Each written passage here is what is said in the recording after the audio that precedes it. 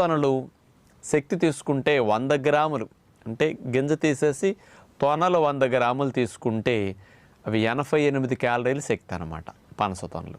ఈ పనస తొనలు 5, 10, 15, 20 మనం అట్లా తినేసేస్తే ఒక ఆహారంగా మంచి భోజనంగా అవి తినేసి కడుపు నిండటానికి బొప్పాయి, కర్బూజా లాంటివి నింపేయచ్చు అనమాట.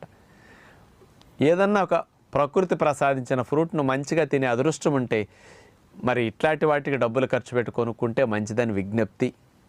ఈ పనస తొనలకి మనం కొనుక్కొని తినేటప్పుడు గింజలు లోపల వస్తుంటాయి. ఆ పనస గింజల్ని మనం ఎలా ఉపయోగించవచ్చు? మీరందరూ తెలియక పారేస్తూ ఉంటారు. దీన్ని పారేయకుండా పనస గింజల్ని ఎట్లా చేసుకోవచ్చు అంటే కాల్చి తింటే భలే బాగుంటాయి.